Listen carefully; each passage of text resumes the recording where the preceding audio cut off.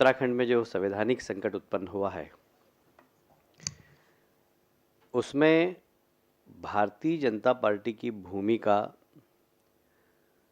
लगातार जिस तरीके से राहुल जी से लेकर हरीश रावत जी ने आरोप लगाए हैं उसका आज बहुत स्पष्ट रूप से पर्दाफाश हो गया। ये कांग्रेस की अपनी आंतरिक लड़ाई। मैं थोड़ी पृष्ठभूमि में जाना चाहता हूं कि संवैधानिक संकट पहले दिन से है। 18 तारीख को जब बजट पेश होना था, हमने सुबह ही गवर्नर साहब को हमारे नेता प्रतिपक्ष अजय जी ने एक पत्र दिया था, उनसे मिलकर कहा था कि हम आज डिवीजन चाहते हैं, मतदान कराना चाहते हैं। फिर विधानसभा अध्यक्ष को भी एक चिट्ठी लिखी 3 बजे कि आज जो बजट शाम को प्रस्तुत होने वाला है 28 माननीय सदस्यों के साथ हस्ताक्षर युक्त ज्ञापन विधानसभा अध्यक्ष को दिया कि आप मतदान करवाइए। मतदान नहीं कराया। शोर शराबे के बीच में अल्पमत में होने के बाद भी सरकार बजट पारित हो गया। हम सब लोग गवर्नर साहब के पास गए, 35 विधायकों की परेड कराई। एक विधायक हमारे जेल में थे। 70 की विधानसभा है, 36 विधायकों के साथ हम गवर्नर साहब के पास गए। गवर्नर साहब ने पूरी वीडियोग्राफी 36 विधायकों की ली। उसके बाद हमने गवर्नर साहब से आग्रह किया कि आप जल्दी यदि या तो सरकार भंग करिए, अल्पमत में है, या विश्वास का हमें पता नहीं लगा कि समझ में नहीं आया कि गवर्नर साहब ने इतना लंबा समय क्यों दिया 28 तारीख तक का। हमने कहा था कि इसमें सत्ता का दुरुपयोग कर हरीश रावत जी करेंगे और इस बात की आशंका हमें थी और इस संबंध में हमने महामहिम राष्ट्रपति जी को भी ज्ञापन दिया था और ये कहा था कि विश्वास का मत यदि लेना है तो जल्दी करें। पर आपने देखा और सीधा आज उजागर हो गया कि वे अपने ही दल के विधायकों को खरीद फरोख्त कर रहे थे। अभी मैंने उनकी प्रेस कॉन्फ्रेंस देखी तो वो एक मीडिया के ही आपकी ही बिरादरी के पत्रकार थे जिन्होंने उनसे चर्चा की। उन्होंने ही अधिकृत किया था उमेश शर्मा जी को कि आप जाइए और मेरे पक्ष में विधायकों को बात करिए, और अब वो उनके खिलाफ जहर उगल रहे थे।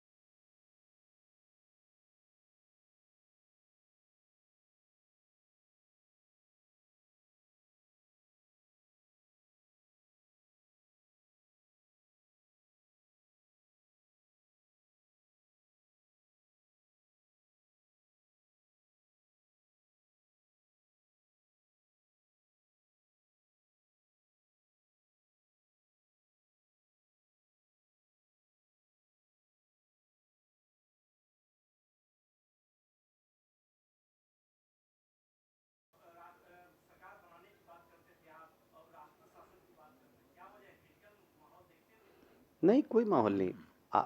हम बाद में आवश्यकता हुई तो सरकार बनाने का दावा भी प्रस्तुत करेंगे, पर अभी मुख्यमंत्री रहते हुए हरीश रावत जी जिस प्रकार पद का दुरुपयोग कर रहे हैं, पहले वहां से अपदस्थ हो ये मांग कर रहे हैं।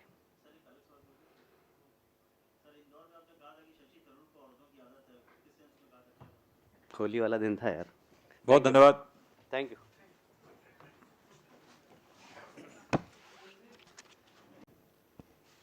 उत्तराखंड में जो संवैधानिक संकट उत्पन्न हुआ है उसमें भारतीय जनता पार्टी की भूमिका लगातार जिस तरीके से राहुल जी से लेकर हरीश रावत जी ने आरोप लगाए हैं, उसका आज बहुत स्पष्ट रूप से पर्दाफाश हो गया। ये कांग्रेस की अपनी आंतरिक लड़ाई, मैं थोड़ी पृष्ठभूमि में जाना चाहता हूं कि संवैधानिक संकट पहले दिन से है। 18 तारीख को जब बजट पेश होना था, हमने सुबह ही गवर्नर साहब को, हमारे नेता प्रतिपक्ष अजय जी ने एक पत्र दिया था, उनसे मिलकर कहा था कि हम आज डिवीजन चाहते हैं, मतदान कराना चाहते हैं। फिर विधानसभा अध्यक्ष को भी एक चिट्ठी लिखी 3 बजे कि आज जो बजट शाम को प्रस्तुत होने वाला है, 28 माननीय सदस्यों के साथ हस्ताक्षर युक्त ज्ञापन विधानसभा अध्यक्ष दिया कि आप मतदान करवाइए। मतदान नहीं कराया, शोर शराबे के बीच में अल्पमत में होने के बाद भी सरकार बजट पारित हो गया। हम सब लोग गवर्नर साहब के पास गए, 35 विधायकों की परेड कराई। एक विधायक हमारे जेल में थे। 70 की विधानसभा है, 36 विधायकों के साथ हम गवर्नर साहब के पास गए। गवर्नर साहब ने पूरी वीडियोग्राफी 36 विधायकों की ली। उसके बाद हमने गवर्नर साहब से आग्रह किया कि आप जल्दी, यदि या तो सरकार भंग करिए, अल्पमत में है, या विश्वास का हमें पता नहीं लगा कि समझ में नहीं आया कि गवर्नर साहब ने इतना लंबा समय क्यों दिया 28 तारीख तक का। हमने कहा था कि इसमें सत्ता का दुरुपयोग कर हरीश रावत जी करेंगे, और इस बात की आशंका हमें थी, और इस संबंध में हमने महामहिम राष्ट्रपति जी को भी ज्ञापन दिया था, और ये कहा था कि विश्वास का मत यदि लेना है तो जल्दी करें। पर आपने देखा और सीधा आज उजागर हो गया कि वे अपने ही दल के विधायकों को खरीद फरोख्त कर रहे थे। अभी मैंने उनकी प्रेस कॉन्फ्रेंस देखी तो वो एक मीडिया की